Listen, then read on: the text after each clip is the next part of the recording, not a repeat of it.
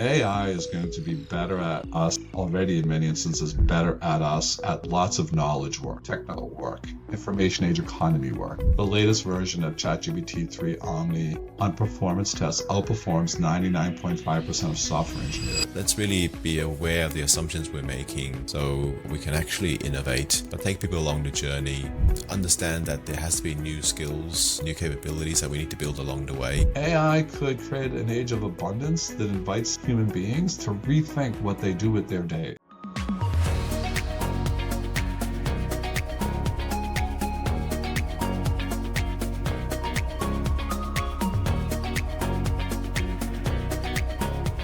Welcome back. If you caught part 1, you know my discussion with Dr. Paul J. LeBlanc was so insightful we couldn't possibly fit it all into one episode. Now, let's pick up where we left off and delve deeper into the future. In this second part, we shift our focus to the profound impact of AI on work and learning. Paul shares his compelling vision on the essential human skills that will matter most in the age of AI. We discuss the dramatic reworking of our economy that AI will bring, particularly highlighting the rising value of jobs centered around deep human connection and care. Paul also offers a crucial historical lens on technological revolutions, acknowledging the inevitable, often painful transitions they spark, but also the enduring promise of a new golden age on the horizon. We round out our conversation by exploring the fundamental shift needed in education, moving from providing answers to training people to ask truly better questions. Enjoy the show. AI tools are going to empower us to do technical things really fast. Like, I actually think technical jobs are going to mostly go away. The training and the education that's going to matter most are things like critical thinking, creativity, sense making, thinking across systems. And those are the skills that when you're asking people to do these reinventions, those are the skills they need to have. The human skills, the really sort of complex, messy human skills almost. Yeah, we often call them soft skills, which is ironic because they're the hardest things to teach. But, empathy, sense making, creativity.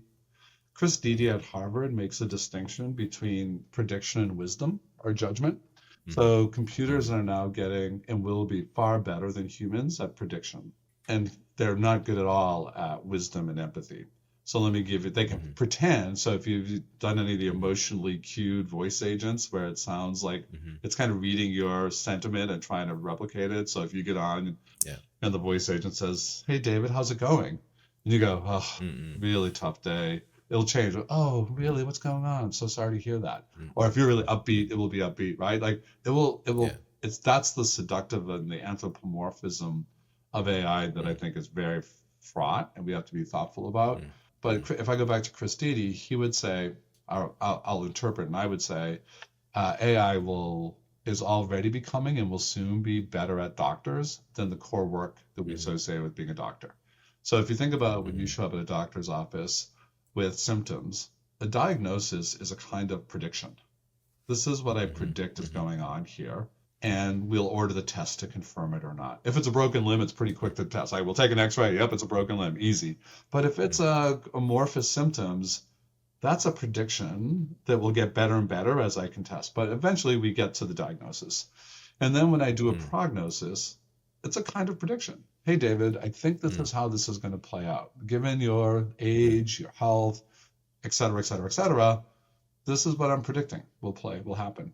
And knowing that, a prescription or a sort of a treatment plan is a prediction. Given all of that, here's what I predict will be most effective. It's all prediction work. And AI is going to be really good at that, like way better than us. In fact, there's some research that suggests that when you put a doctor in the loop, it actually degrades the results. Think about that for a moment. The human in the loop is actually making it worse, not better. But here's the wisdom part. So the computer does all of that. And now as a doctor in the future, my job is this one. David, this was a pretty tough diagnosis. Tell me about, let's make sure you understand. Like, let's just talk about it. Do you like understand how the issues here are, what the options are? So I'm going to help you understand. Computer can't sort of read your body language in that moment. If I'm practiced, I'd say, you know what? David's not registering any of this. He's in shock right now. So let's switch the gears a little bit. I'm going to say that, tell me about the conversation you're going to have tonight at home with your family when you have to break this news to them. How are you going to frame this? How are you thinking about that? And then I might say, tell me about your support system. Are you part of a faith community? Do you have a big family? Oh, you're alone. You're new in this community, right? I'm going to learn a lot about that. And then I'm going to get to questions of, tell me how you think about things like quality of life.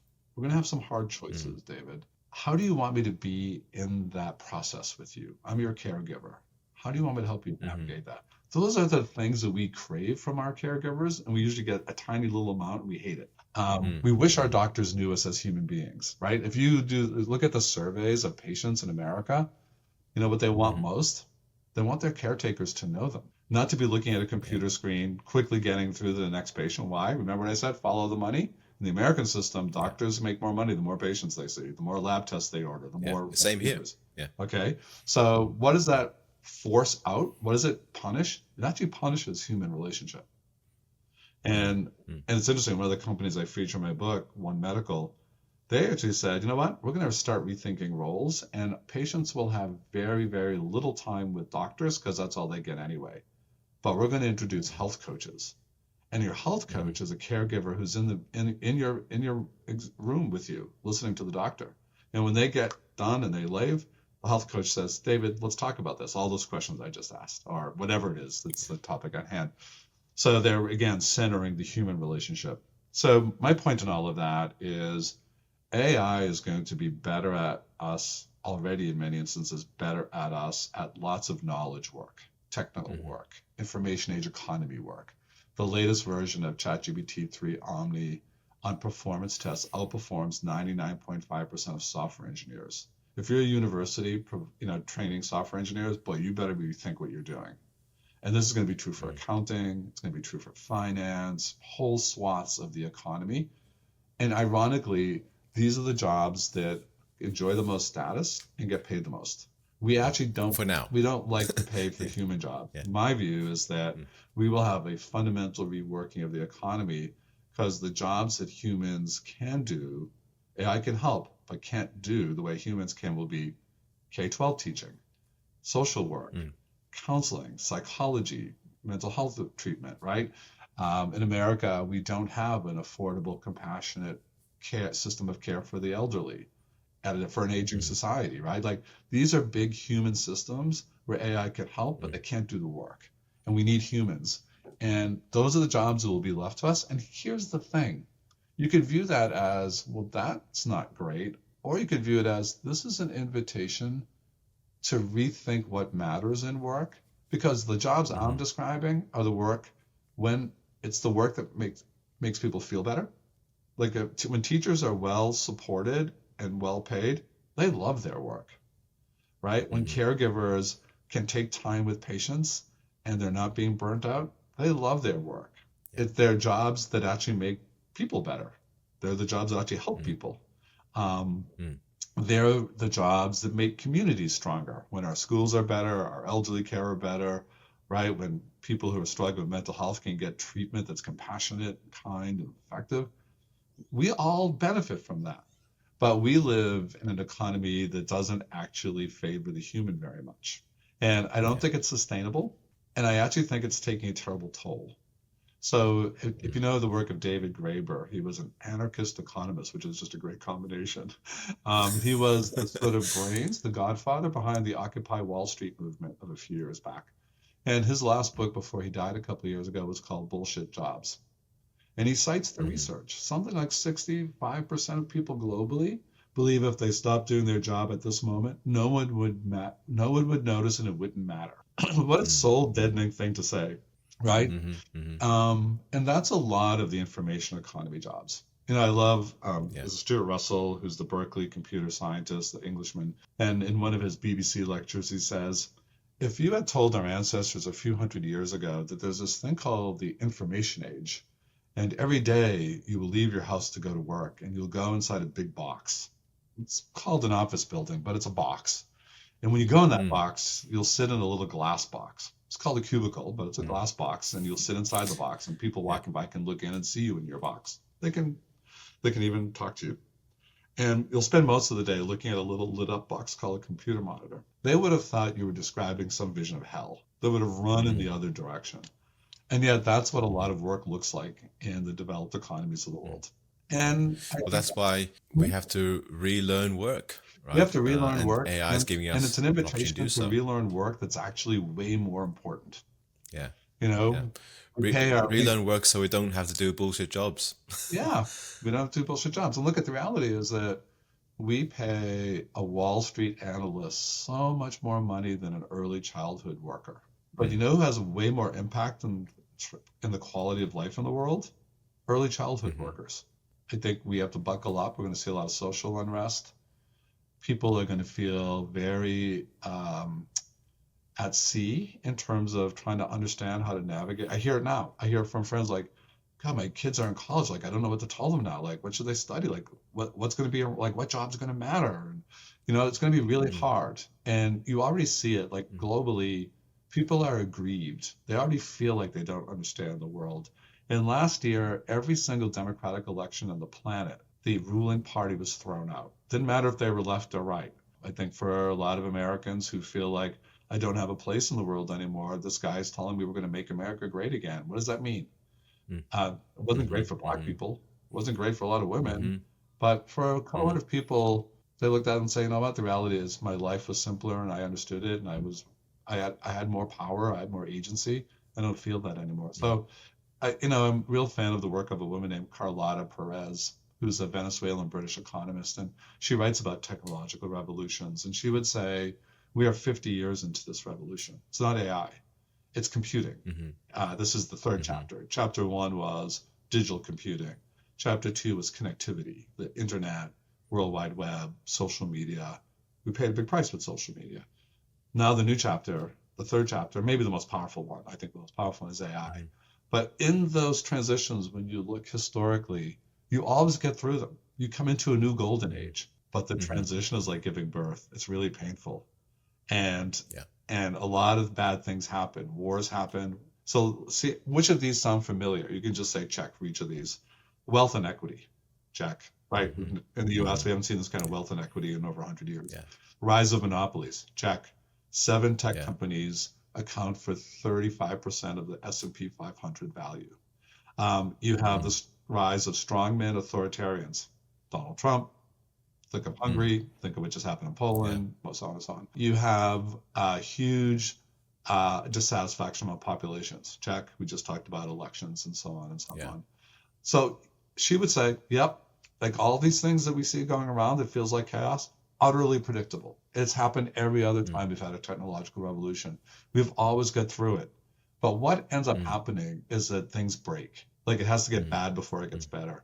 And at that point, the state has to step in, but not the state as it was built for the old world order. I'm going to use the phrasing of Antonio Gramsci, the Marxist philosopher, political philosopher, but the new world order. And the question the state then has to ask, because it's now chaos, it's broken, is what does a good life look like for our citizens? That's the question that has to be answered. And if you had said in 1935 in America, at the height of the Great Depression, when people were literally starving and there were bread lines in the streets and unemployment was sky high, people, brokers were throwing themselves off buildings in Wall Street on Black Friday. If you had said 1935, in just 20 years, which is not a long time in history, right? It's a long time in our lives, but 20 years in America, you wouldn't believe how good it's going to be. It will be a golden age. Economy will be booming in 1955. We're going to have this thing called the suburbs, and you can have your own house. You won't live in a multifamily unit in a tenement. And by the way, having a car, that's not just for rich people. You probably have a car in the driveway. In higher education, it's going to be open up for all kinds of people. And there are going to be jobs you never imagined. You're going to spend a small percentage of your income on food, not like today. And you're going to get food, by the way, that you never see at those certain times of year. Now it's going to be normal. They would have said to you, are you a lunatic? Like, what about this mess, this chaos, this dark period we're in makes you think that that's possible? And what Carlota Perez would say is, in these transitions, the impossible becomes possible. Like, we could cure cancer. AI might be the only way we solve the climate change challenge. Even with all the environmentally negative impacts of AI, when they're really bad right now, The reality is that we're losing that race. Like whatever we're doing now isn't working. AI could create an age of abundance that invites human beings to rethink what they do with their days and the kinds of changes we've talked about. She would say that's absolutely historically what happens. I've been corresponding with her, and she said, the thing is, it has to break. And what is great is that it's easier to rebuild in very new ways after the earthquake. But you got to survive the earthquake. So we got to survive the earthquake that we're going through right now. And what happened in 35 and 55? An earthquake. It was World War II. And we paid, a lot of people didn't survive the earthquake. Terrible. Let's hope it's not that, but it will break. It's going to break. It's breaking now, right? It's going to break around workforce. You can bet that we're going to see AI disasters. It's happened with every technology. It happened with industrialization. It happened with the invention of the railroads. So we will have AI disasters, and hopefully they won't be terrible ones. I do fear, AI militarization and some other things, but if we can get through that, we can reimagine our world, and our world is pretty broken right now. Like people, are very afraid of what's to come. It's like, so look around, what's working for you? Like what? People say, well, artificial intelligence is scary. It's like, I don't know, human intelligence isn't doing real well right now by itself. Maybe we could be augmented with a little artificial intelligence. And I'm being a little bit facetious because there are real concerns and we need to be much more thoughtful about the guardrails. But this is not small change. This is like the invention of fire change. This changes everything. Yeah. Sorry, that was a very long, change that pedantic answer to your question, David. I apologize. No, it's fascinating, and thanks for sharing those insights. This is definitely a change of scale and speed, and we have to think big. We have to act quickly, but we also have to think not just big, but to your point before, back to first principles. Understand the jobs to be done. Let's really be aware of the assumptions we're making, so we can actually innovate, but take people along the journey. Understand that there has to be new skills, new capabilities that we need to build along the way. And it's going to be a transition period, and we shouldn't underestimate the transition period. Yeah, it's going to be hard because it's not just change and scale and speed. It's also kind. Like we are dealing now with a thing that we have never dealt with before. And we have invited, it's as if, as someone said, like we've invited an alien onto the planet, and we hope it's a good alien and we can help shape its behavior, but we're not sure yet, and I love Anthropic. It's my favorite AI company because they're willing to publish very transparently the problems and urge us to think about the problems, and if you saw the New York Times today, Dario, the CEO, just had a piece where he shared, and I'd heard about this, but they were working with one of their agents, and they had created a kind of, synthetic users, right? So these were not real people. And one of them was an engineer who had had an affair. So the LLM thought, and when they went to shut down this agent, it threatened to reveal the engineer's affair. Okay, that's weird. Like we're now into new territory, right? And there's some evidence that LLMs have some sense of survival because all sentient things fight to survive, right? It's the most basic. And we don't really understand sentience very fully. Like even asking what is knowledge is a hard question. So it is true that LLMs don't know things, maybe in the way that we like to think we do, but it's not clear that knowledge is. So to the extent that LLMs have been trained on everything that's ever been written, which is pretty much the case now, to the extent that they recognize patterns, that's what they're really good at. To the extent that they predict, which is what they're really good at, that's a lot of what humans do when we're doing knowledge. So yes, you're right. Like, we have to learn new skills. It's happening fast. We're going to be able to do scale. We're going to be able to solve problems that we haven't been able to solve. We're going to see problems we can't even anticipate. And we have to think about these really core questions. So and we're at the beginning. Like no one, like distrust anyone, including me, who thinks they have the answer on this one. But the really cool thing about the current time is, yes, there's all these things happening, and yes, some things you mentioned just there can feel a bit okay. I'm not sure, if this is going to work out well or not. But as you point out, we've always come through the other end, bigger and better, and more vibrant and more prosperous. History has shown that. It's much. It's great to be living 2025 versus 1025, for example. Absolutely. We've been around for a long time. Age. We always come into the golden age with these technological revolutions. Yeah. But the transitions are tough, and we should acknowledge that. It's been a fascinating conversation, Paul. So want to bring it to a close now. And this is an education podcast. So you mentioned before you had 3 teachers that's been super impactful in your life. I usually ask my guests about their impactful teachers. This time I might actually flip it around. You've been, I'm sure, a teacher or a mentor or a coach to numerous people. Instead of being receiving the education, the mentorship, how has it been like on the other side? It's funny you ask guiding people. I feel like since I stepped down from my presidency, especially, I've had lots and lots of people reach out and say, "Hey, can we have coffee? Like, I'd like your advice on X or Y." Yeah. And I was feeling flattered about that. My wife said, "You're just kind of getting to that wise old owl stage of your life." I was like, "I don't want to be called a wise old owl. Like, what is that?" It's interesting. Because I was at SNHU for 21 years, I got to see a lot of people's lives play out over 2 decades. So I held people's newborns, and I consoled them when those newborns went off to college and they were heartbroken to lose their baby, right? Like, I had that kind of perspective. I was very lucky. And when I left, because we are a big organization and I've known a lot of people for a long time, I had these lovely letters and notes and emails from people, which I've kept someplace. I printed off the emails, but they're in a box. Just, if I'm having a bad day, I'll go back and read them because they were saying nice things. And someone asked me, "What's the theme? Like, is there a theme that runs through them?" It's like, well, there are themes. I mean, people talk about how proud they are of what we built together, or, the lives we changed as a university, or innovation and, your creativity, blah, blah, blah. But what people mostly wrote about, David? They wrote about distinctly human moments, mostly moments of kindness and empathy. Someone wrote, "You probably don't remember this, but when I was a brand new advisor, I was having the worst week of my life, and you walked by and you looked, and I think you realized it, and you sat down with me and you said, 'What's going on? Who are you?' And she goes, I was almost speechless because you were the president. And you said," I forget what it was I said, and honestly I didn't even remember the exchange, right? Because you have a million of these every day as a leader. You said X.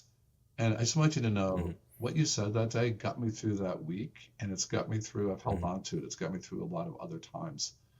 And my point in that is that I think in these moments where you're asked to be on the other end of when people are asking advice is we often don't know in that moment how a little extra care and a little extra kindness and a little extra time. Remember I said people can't change unless they feel like they matter to you? I think helping people feel like they matter is really the important piece. Because, what advice am I going to give some 25-year-old friend or colleague about the world? Like, my world, when I was 25, that's a different world, and their world is going to be different. I mean, I can give some general, old guy advice. But what I can give them, I think, is a sense that this person cares about me in this moment.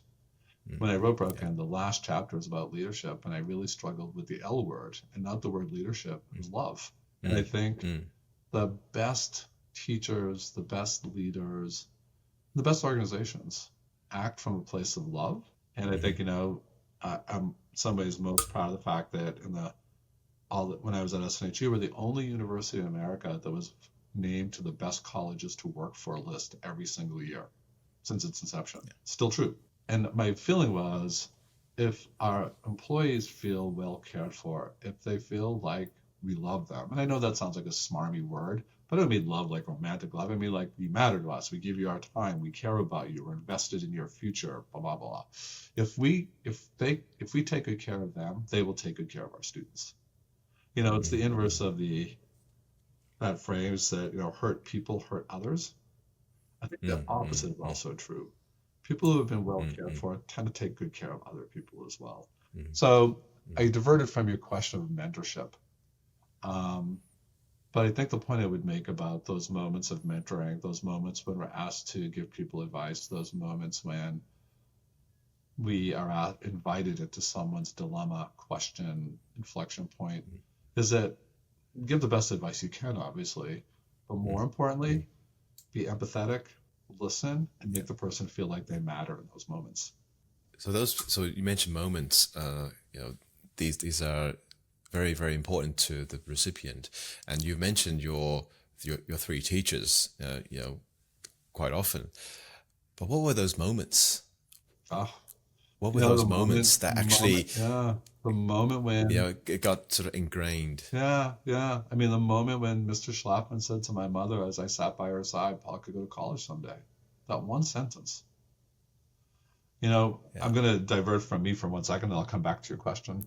A good friend, this really impacted me and stayed with me. It's a simple little story. He's a therapist. He was dealing with a patient in therapy. She was probably in her 30s, and she had terribly abusive parents. And her mother, she recalled an incident in which she was in the grocery store, and her mother was looming over, hands on hips, red-faced, yelling at her, and she was mortified. She was a little girl, and everyone was looking. And a stranger, a woman, walked up to her, leaned over and whispered in her ear, "Just remember, none of this is your fault." And she said that one sentence saved her. She carried it with her every time her mother would belittle her, etc. And I think when I think about, so you can flip that into the positive. That was a negative experience. But my point is, sometimes it's just the moment, So when Dr. Heinemann said to me, "Where are you going to graduate school?" I didn't see myself in graduate school. It wasn't a belief or aspiration I had about myself, right? And part of lifting people's sight is to help them visualize options and roles for themselves that they don't themselves visualize. And when she said, I was kind of joking with you and said, she's like, took me by the scruff of the neck and said, you're going to graduate school. But we sat down and she talked to me for 90 minutes over coffee. It's like, well, how can I afford it? And what would why graduate school? And she's like, because you're better. What are you going to do next? And I said, I don't know. It's like, that's not a good answer. I gave you a couple of examples from my life. I think we can think about mentoring relationships as long-term, but honestly, I think they're probably, for most of us, those moments, those things that, Sometimes those moments can be really brief, that for a person giving it, they wouldn't even think about it.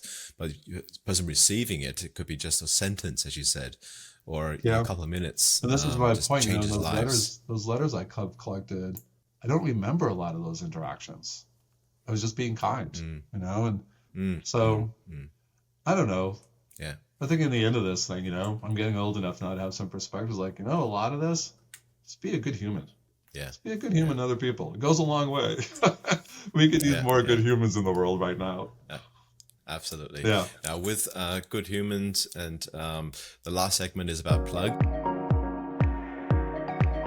So maybe you want to plug another good human or a good organization or a good initiative. Yeah.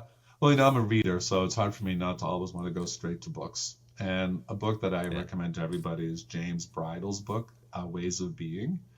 James Bridle is a philosopher, technologist. He writes about AI, but he also writes about the way we can think about there are lots of intelligences in the world all around us that we don't acknowledge and appreciate. And if we think of AI as another intelligence that we live side by side, and if we did appreciate them, we might live better lives. If you read In Search of the Mother Tree, another book that I would highly recommend, this is the kind of a memoir of the woman who discovered this notion of the wood wide web. Have you heard this expression, David? This idea that yes, right? Yes, I have. So under the ground, there are species of trees which will sense another species of tree struggling in a drought, for example, and actually send nutrients through that web to keep that tree alive. There's no relationship. There's a TED Talk about this. Yeah, it's amazing, isn't it? Yeah. And of course, we now know more and more about animal intelligence. So, An Immense World is another great book. It was won, I think it was a National Book Prize winner. But it's really about animal species and the ways they know the world different than us. And we don't value those ways because they're not ours and because we can't imagine them. They're hard to describe even, right? So the plugs I would do is like start reading and experiencing things that really open up your mind to new ways of thinking about the way the world works. Because the way the world works is changing. And what about matter and space? Sounds like a fascinating. Yeah, so that's our startup, and I'd love, if you go to the website, which is just www.matterandspace.com, there's a great video we did. We worked with a great company called The Work out of LA. It was filmed on the Pine Ridge Indian Reservation. Excuse me. And it's our vision. It's just 5 minutes long, but it's our vision of what the world could look like if we get it right, if we get AI right, which would be about connecting people, connecting communities, empowering underserved learners. I mean, at Matter in Space, it's really what we're trying to do is how do we use AI to help those who aren't in the system, who aren't getting access to good post-secondary or K-12 education? And can we use AI in a way that keeps human beings very centered so that the AI makes us stronger as communities, as individuals, and so on? There's technology that makes us smarter, and there's technology that gets things done but makes us dumber. So I often use the example of maps and GPS. I love GPS. It gets me where I need to go. It doesn't make me any smarter. Actually, I usually don't even remember the way I came. I love maps. Because maps, when you look at them, they actually make you smart. Like, oh, I see wait a minute, this town's over here, and I could go this way, right? And if it's topographical, like, oh, wait a minute, there's a mountain range over there. You get smarter. But maps have friction. They're a little kludgy. If you're driving, they're harder to read. My daughter's a high school teacher in San Diego, and we were talking about this. Like, her kid's like, "What did you do before GPS?" I said, "Well, we had this thing called maps." So like. Well, who would read them? Who would read them aloud? They're thinking GPS. They didn't even have the concept, right? And she's funny. She started. You look at it and you have to remember it. You have to remember it, right? And she said she's not even sure they know how to read an analog clock, and she has one in her room because they don't allow them to have their phones in the class, which is what they use as a watch, and they wear their Apple Watches. But they'll say to her, "Mrs. LeBlanc, like, what time is it?" And she's like, "Well, like." Look over my shoulder. It's 10:45. I'm like, oh, yeah. And she's like, I think they don't register. So our technology, as we know, changes our cognitive wiring. We shape our technology, and then our technology shapes us back. And we know that when human beings went from being an oral culture where memorization was the most important cognitive trait to a text-based culture where we literally invented this thing called writing. Socrates worried about it. He said it's going to make us dumber. People won't memorize anymore. He wasn't wrong. Like, where's memorization on the top 10 cognitive list? We don't even think about memorization anymore, right? Because the technology said you don't have to memorize anymore. You can go look at it up. You can look it up, right? And I think one of the big, and this is my doctoral research, was in this question of how technology changes our noetic economy, how we think. I think that one of the big questions for me now is what happens to thinking in the age of AI? Like, how will we think differently? How will we use AI to make us smarter, like a map, and not dumber, like a GPS, even though it makes things faster? So when we think about writing, it's like, wow, I just use an AI, I use an LLM, this is great. Like, I get this paper done in no time in this memo, blah, blah, blah, blah, blah. Yeah. But what we also know is that writing isn't really about writing, it's about thinking. Yeah. And if I'm not writing, I'm not thinking. So where does that thinking now happen? Like, let's just assume that we're not going to write anymore in the same way. But how do I account for the thinking? Because it's in the thinking and then the experience, so we finally get to something that Christine calls judgment and wisdom, which is what we're going to be good at, and creativity, right? But if, so, I mean, there's actually, it's interesting, when we talk about, I get asked all the time about equity questions in AI and technology, right? Like, okay, this is great, like, privileged peoples around the planet will have access to AI and devices, but what about everybody else? And I was like, it could actually be the opposite.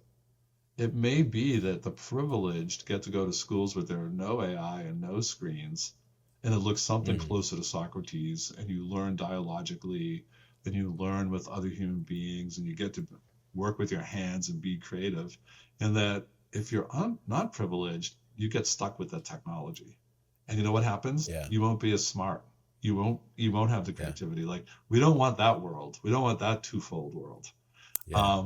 But it's a funny flipping, you know, when you have these technological revolutions, there are these fundamental flips that occur. I don't have a better term for them. So David, you'll think about this and give me a better term.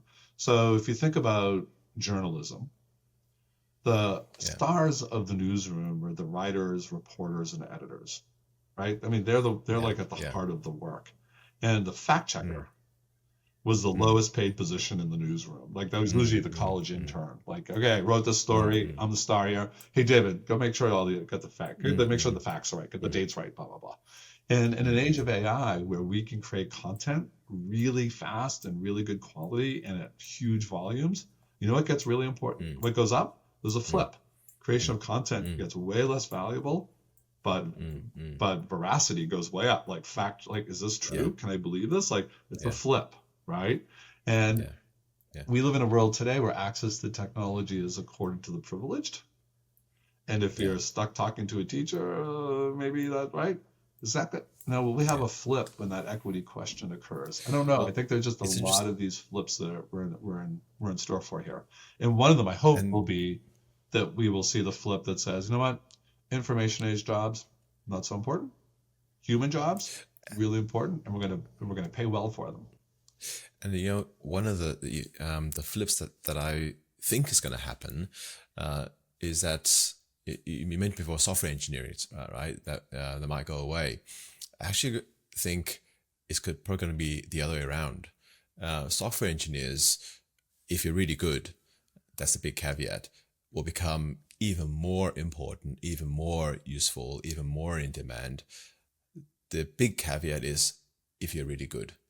If you're not really good, if you're just a mediocre one, then you might as well find something else. So the experts will become even more of an expert. And I guess, you know, it's really just a matter of the bottom two rungs are going to be dismantled. And it's already happening. There was a piece that's been much discussed in the US from the, I think, chief learning officer at LinkedIn, who said, we see it because they have the data. The entry rungs are going away because those are being replaced by AI. I don't know. Your question about expertise is an interesting one, because David Autor, who's the labor economist at MIT, who's really good, he would say one of the fundamental things that AI does is it takes high-end expertise and brings it down and makes it available to everybody. So less about software engineers will have to be better, more about everyone gets to be a better software engineer. Like right now, we are all software engineers, and that we could literally use Claude and using English language produce a website. Not really software engineer, but you get my point. So it's he actually has an optimistic view that says we could actually see a reinvigoration of middle-class jobs because of AI and because of this making expertise available. So his scenario is a rural nurse in Australia. There are really not enough doctors, or maybe any doctors around, but a rural nurse in Australia she'll always still have to have foundational skills. So she'll have to know how to fix a broken bone, how to put a line in, right, if that's what you need, etc. She'll have to have human skills. So we love our nurses more than our doctors usually because they have great human skills. But now at her side, she will have the best expertise available. She'll have like the best hospital doctor available in her AI companion. And in his view, what you could then do is flood our medical system with highly trained nurses who have an AI doctor companion with these 3 skill areas. Nurses are good middle-class jobs in America, at least $130,000 a year to start. They are way cheaper to train than doctors, fraction of the time, and they take less time, right? So we'd have great middle-class jobs, and so not great for doctors, like expertise doesn't get rewarded anymore, but maybe great for nurses, and maybe great for all of us, because now we get more healthcare and better care, like world-class care. It's an interesting model, and I think it's a hopeful one. But it's a different way of thinking about how will expertise play out. Like if you're a faculty, if you're a researcher today, and you're working out, think about protein folding and what DeepMind did around protein folding. So teams of medical researchers and PhDs would spend 10 years working on one protein folding structure. These are the basic building blocks of life. And DeepMind did the modeling in like 2 days. I mean, two months, right? Like some crazy amount of time, where they said like, we never thought we would see this in our lifetime. And it was like, bam. So expertise now isn't like, you can't out expert that system. So those researchers now can ask different questions. It really makes my head hurt some days, doesn't it? It does, because this expertise thing is, you're absolutely right. But I guess even the way we think about expertise is changing, right? Like technical expertise, subject matter expertise. Yes, AI can encapsulate that. But expertise in the world sense, the life sense, the human sense, wisdom. That's something that, wisdom, call it wisdom or a different term. That is something, like, for example, AI can write a great piece of, a great essay. They're technically correct and write prose and everything, but it can never be a really good author, writer. That flair, the filmmaker, right? AI might be able to generate a movie, but will it be a great filmmaker? Probably not. You still need that human, in there, because someone can read an AI generated essay. You can always tell after you've seen enough of it, this is, so it's really well written, but it's not something about it tells me it's not a human written one. Yeah, and I think this is where we're now starting to hear this more and more now, which is in education, we have to stop teaching to product and teach to process. So it's not so much about the paper you wrote. Like I was a writing teacher. I had this debate with a bunch of old colleagues. Like, no, I would require my students to use AI to write their papers. And they were like, what are you talking about? They said, we should ban it. I was like, you want to ban the very tool that's going to get these kids jobs? Like, that seems crazy to me. I said, but I would start now teaching process. So what I would say to them is, give me the paper, but give me 3 other things. Give me the prompts you use to get that paper written, because the quality of your prompts will have a lot of impact on the quality of writing. I'm going to assess you on your prompts. And then give me the prompts you use, what you did to improve the first draft, because what it produced is not going to be good enough. Like, how did you put it in your own voice? How did you adjust it for the audience? How did you give it a sense of life and verve that AI writing often doesn't have? And then the last thing is, tell me how you tested the veracity of any factual information the AI produced. How do you know it was true? How do you know it's accurate? And that's, to your earlier point, that actually raises the cognitive bar. So in a world where we're not going to be teaching coding anymore, one of the ways you got good at software engineering was you started by writing code. But how are we going to make good software engineers who understand how to assess the AI products if they're not writing code anymore? So we have to start rethinking our pedagogy, rethinking what we teach. And there's an example of this. I was a literature major, and I think the way we're going to think about this is through the lens of questions, that we're going to have to train people to ask better questions. So when I started as a literature major, first year of college, I had to learn about basic things like, what's a plot? What's a main character? What's an antagonist? What's a protagonist? What's a metaphor? What's a simile? Right? Like, I was learning the basics. And then as I read more and more and had more literature classes, I had more sophisticated questions.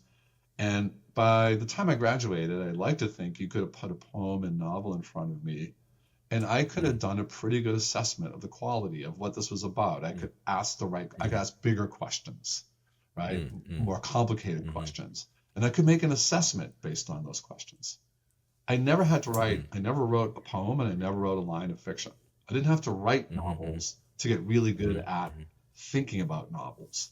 And I think that's one of the ways maybe we'll start to rethink what learning matters. Like, I won't have to write code, but I'll have to know what questions to ask of code. Absolutely. I think because the whole education system is really geared towards getting students to be able to produce answers, come up with the right answer, right? Let's teach you knowledge and skills so you can give me the right answer. Now it's flipping it around. We have abundance of answers. We need to teach people how to ask questions. And it's a lot harder than it sounds, right? Because the AI will give us the answers, and we don't even know whether it's the right answer or it's the complete answer, or it's not, it's partly right. So how do we actually ask questions? And it's not until you get higher education or postgraduate or PhDs you really start to get into that. Yeah. It shouldn't have to wait so long. We should think about how do we train people to ask questions really early in the piece, even during K-12. Yeah, but you know, the reality is that modern education, K-12 education, for example, in America, was built during the industrial age. It actually didn't really want people to ask questions, right? We built our K-12 system to prepare people to follow instructions and go to work in the system, and not like we always talk about critical thinking skills. There are a lot of employers, the last thing they want to do is have their employees asking hard questions about why am I paid this way? Why are we working this way? What's the environmental impact? You know, so what you're arguing for, and I really think it's a compelling vision, David, is we may actually go all the way back to Socrates, which was about questioning, dialogic learning. Like, I'm not going to teach you knowledge like you're an empty vessel, which is a lot of what knowledge models are. I'm going to start asking questions. And we're going to see what questions you ask back, right? And that's how we'll hone. I'm not being facetious. I actually think, and actually AI is really good at dialogic learning. You know, you can literally write prompts to say, teach me something by, you know, in a dialogic way, blah, blah, blah, blah, give it parameters, and it will actually engage you in that dialogue that way. So it's really fascinating. You know, there's so much territory to navigate. And it's just a fascinating, a little scary sometimes, but also incredibly exhilarating. Fantastic. Now, we're going way over time, and so thank you so much. Oh, thank you so much, David. Really, it's a pleasure to chat with you. We can go on for another couple of hours. I'm sure. This is a topic I'm really, really interested in. But I'll wrap this episode up. So thank you everyone for tuning in again, and thank you, Paul, for sharing your insights. It's been lovely chatting with you today, and thank you for tuning for this episode of Relearning Work. I will see you next time. Bye bye.